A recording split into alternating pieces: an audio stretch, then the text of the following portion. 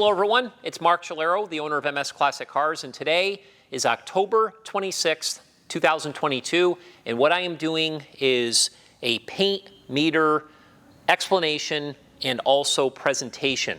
So the first thing I'd like to say is over the years, I have had almost 1,000 cars. Most of those vehicles can be documented on our website sold page.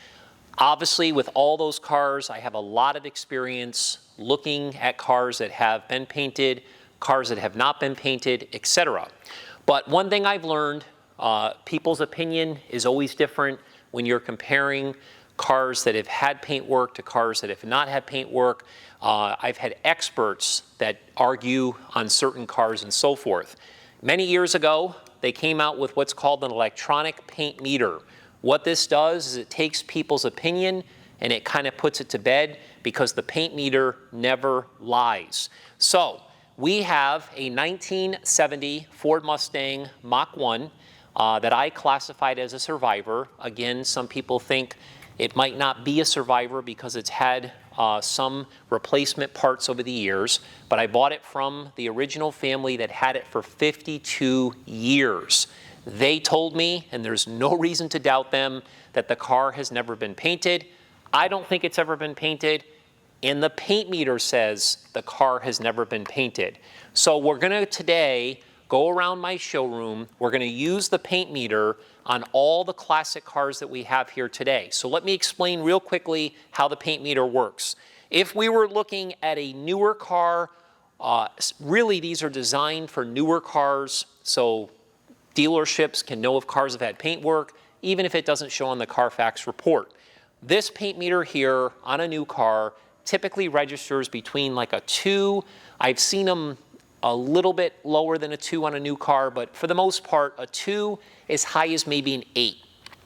Also, on a new car, when you're testing the panels, every panel is going to be slightly different. So the hood could be slightly different in one section of the hood versus the other section. It could be different on the quarter, it could be different on the trunk. But as long as we see consistency, say like on a car that has a 2, and say the quarter's a 3, and the trunk lid's a 4, and a part of the rear section of the hood's a 5, those are all consistent numbers. As soon as it reads an 11, or a 12, or a 15, or a 20, that means it's had paint work. We are going to prove that here today.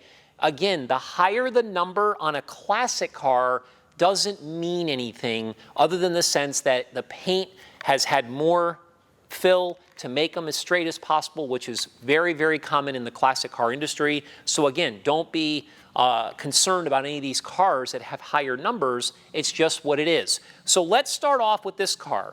This is probably the most special car I've ever owned in MS Classic Cars history. This is the 1966 Ford Mustang Group 2 racer that was built for Ken Miles. Very special car. Here's the paint meter. Let's start this presentation. We have a 16.5. Now, if you look over here on the, let's say the fender, we have a 14.5. Clearly not original paint. Remember what I had said, 1 to roughly 8-ish, I say 1-ish, 8-ish, somewhere in that range. This car clearly does not have original paint. Let's make our way over to this vehicle here. This is a 1971 Ford Mustang Boss 351 that is a 10-time MCA Gold Award winning car. It's one of the best in the country. Let's just check what this car registers as. 24.5. Okay, if I were to do the hood, 16.5. Clearly, big differences. It has clearly been painted. Okay, so let's make our way over here. This vehicle that I'm walking over to is one of the most beautiful 1967 Chevrolet Chevelles that we sold on Bring a Trailer last week. The new owner is going to be blown away. One of the straightest and most beautiful paint jobs we've ever seen. This car, again, clearly has been painted. So let's use the paint meter here. Now, see how this is not registering in certain areas?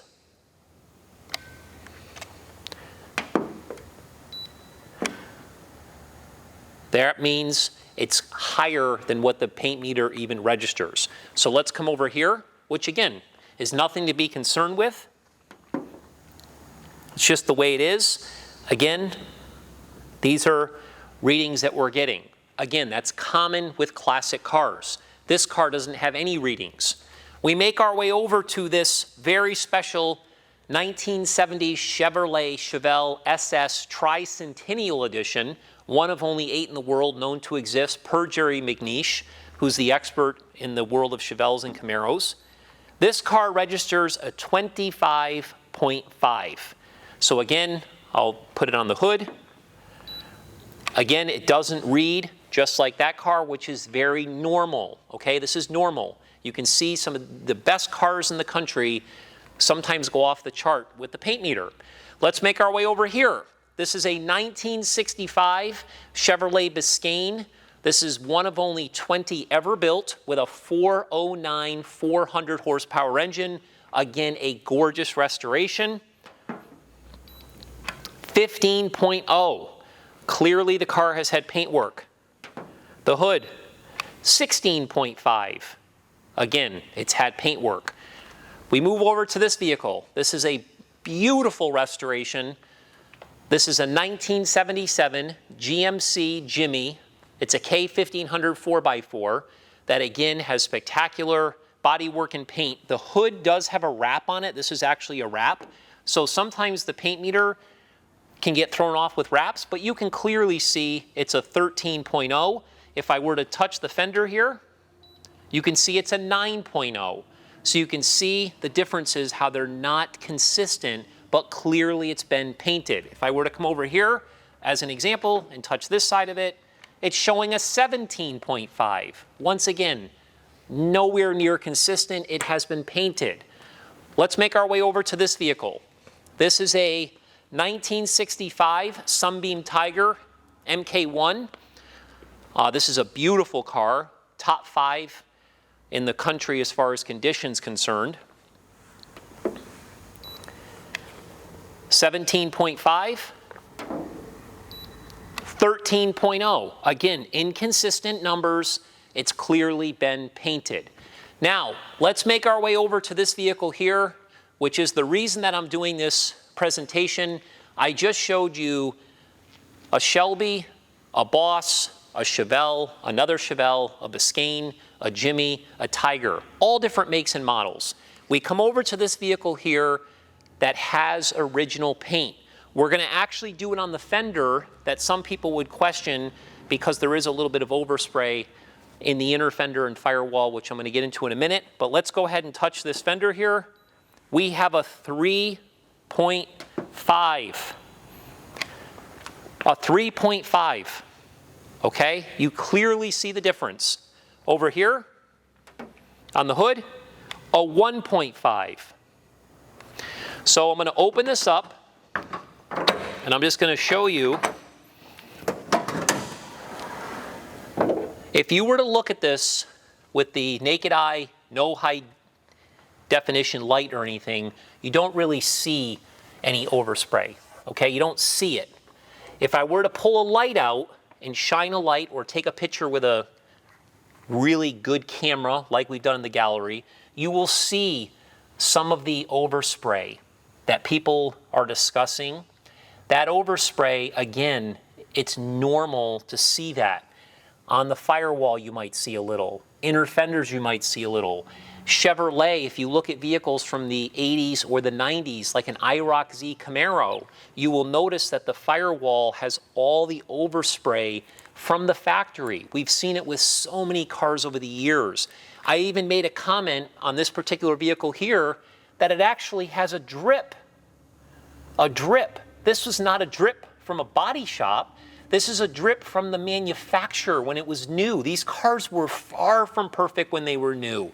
Look at the original stamp up here that it still has. It even has its original yellow stamp over in the corner that we highlighted in the gallery. So once again, with the naked eye, you would not see any overspray, but when you put a light on it, sometimes you can see certain areas that have overspray. So one more time, we're going to shut this hood, lock these pins here. and I'm going to walk over to the roof. Actually, let's just go like this. 16.0, cars had paint work.